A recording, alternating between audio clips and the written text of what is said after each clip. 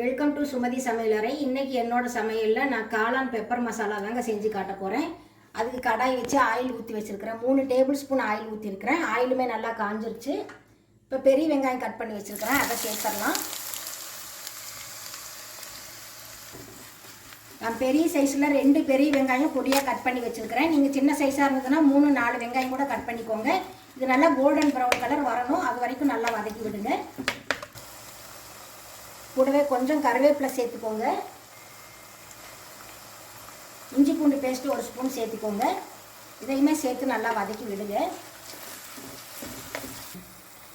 Onion பாருங்கள் நல்லா golden colour வந்துருச்சு. இந்த ஸ்டேஜில் நம்ம மசாலா பொடியெல்லாம் சேர்த்துக்கலாம்.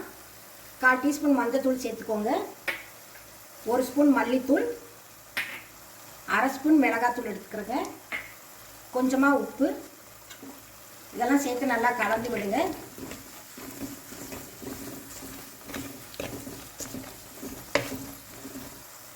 இந்த மசாலா வேகிறதுக்கு கொஞ்சமாக தண்ணி சேர்த்துடலாம். நம்ம மசாலா நல்லா வெந்து வரட்டும். மசாலா நல்லா வெந்து இந்த மாதிரி கிரேவி மாதிரி வந்ததுக்கப்புறமா கட் பண்ணி வச்சுருக்கிற காளான் சேர்த்துடலாம். காளான் பாருங்கள் நல்லா நான் பெரிய பெரிய சைஸாக கட் பண்ணியிருக்கிறேன். காளான் சைஸுக்கு தகுந்த மாதிரி கட் பண்ணிக்கோங்க. பேபி காளானாக இருந்தால் நீங்கள் அப்படியே முழுசாவே கூட சேர்த்துடலாம். இந்த மசாலாவை கூட கொஞ்சம் நேரம் நல்லா வதக்கி விடுங்க.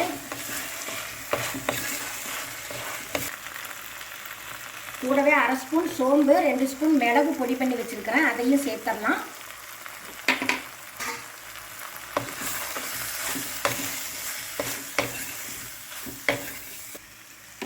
இந்த ஸ்டேஜில் கொஞ்சமாக தண்ணி சேர்த்துருங்க, அதிகமாக வேண்டாம். காளானுமே நல்லா தண்ணி ரிலீஸ் பண்ணும் நமக்கு. சேர்த்துட்டு மூடி போட்டுருங்க. ஒரு 4-5 நிமிஷத்தில் நமக்கு காளான் ரெடி ஆகிரும். ஒரு 4 நிமிஷம் ஆயிடுச்சு பாருங்கள். தண்ணியெல்லாம் வற்றி நமக்கு காளான் மிளகு மசாலா சூப்பராக ரெடி ஆகிடுச்சு பாருங்கள். இந்த ஸ்டேஜில் கொஞ்சமாக மல்லித்தழை தூவிடலாம்.